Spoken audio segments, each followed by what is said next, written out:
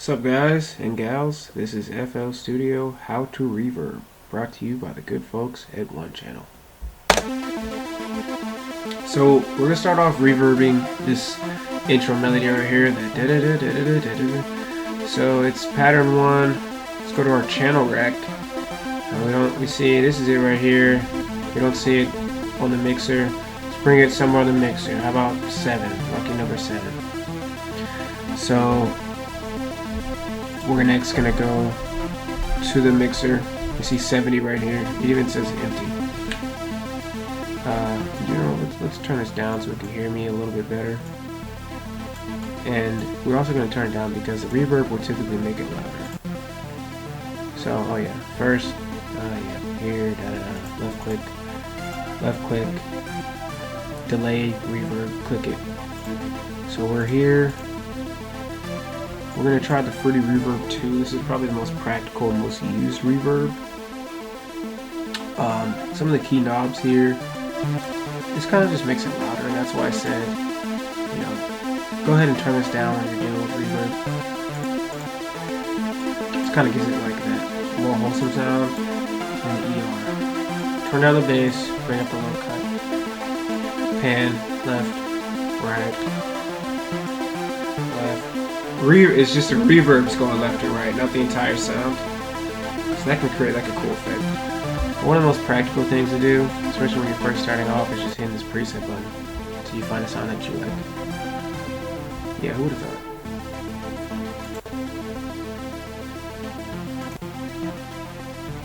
Okay. I like this large hall right here. Sounds cool. Alright, then say we want to turn it off. Bank. So let's check out the other reverbs. Remember again, under delay reverb. If you can read in this industry, you'll get pretty far. Delay reverb. We'll try the delay 2. I don't use the delay 2 or the delay 3 often, and this is why. Yeah. It's called the delay 2. It literally delays.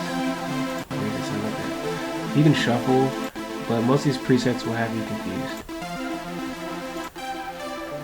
So that's the delay 2. I don't really endorse the delay 2. We're not even going to check out the delay 3. Let's check out the delay bank. This is where you can get some pretty cool sounds from.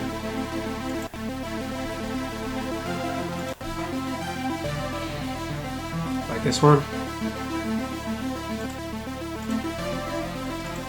See how it just like adds like a more like wholesome, like bigger sound. So this is, we're legit selecting a delay here. Let's turn that one off and let's check out the convolver.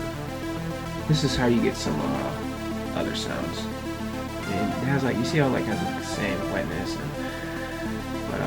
So let's hit these presets. Got some white noise in here. This kind of seems like a waste of a melody. Man, I did all those notes for that. Okay. But you can probably do some cool intro with that. Got some real specific stuff. Auditorium doors in, auditorium doors out, narrow back, narrow front, wide back. Like if you're a perfectionist, this is your type of stuff. Got the cafeteria vibe. This is my type of stuff right here. I feel like I'm in the cafeteria with my pencil in my palm. Pencil and palm type beats. Yeah, that's cool. Classroom. Okay. I mean, hey, if you're presenting it to a classroom, go ahead and hit that reverb in classroom mode. Let's go back to this white noise. We're going to show you how to do, say you want to automation clip it. Let's turn on this one too and automation clip it, but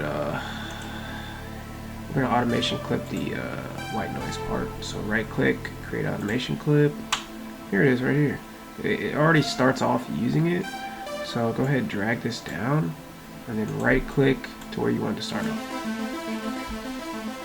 So this one is going to fade into it. Let's start off with the white noise and then fade out. How about that? Wait, that was weird. Yeah, kind of messed up.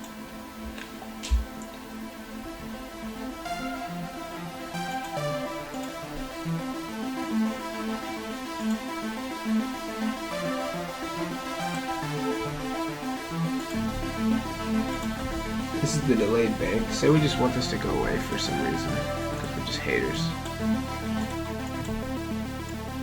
Alright. That's pretty much how you like automation clip.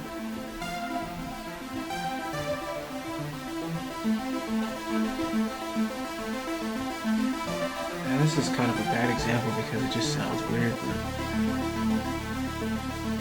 But man, without this part, it kind of makes sense.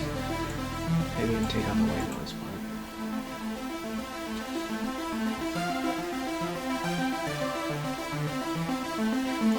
Part doesn't even make sense with this beginning part yet. Alright, so another practical use of the reverb is with a kick snare pattern. So we got this like super simple kick snare pattern right here. So let's see where our snare is. It's right here. We don't really have to look that hard. We want to just see it light up, and it's also the only snare on the channel rack. So I assume that this one's it. Let's move it to say 15 for the sake of this video. So here it is, 15. Again, maybe bring it down a little bit.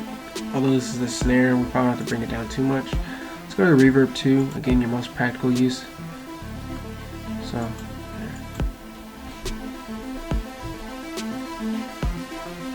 see how I was like that, dude? Let's try this. Again, you can use the presets and shuffle with that as well. Go ahead and bring that bass down. Kind of pointless. Bring a little bit up. Okay. Maybe just one on the right. Kind of pointless.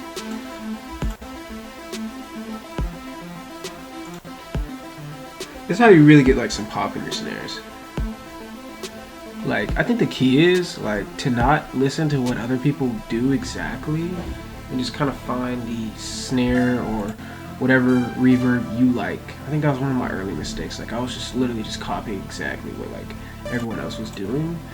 But then I was like, I kind of like that wetness up like every single time, because I like that duh part. And I feel like it's just hard. I mean, I don't use it in every beat, but so that's pretty much it.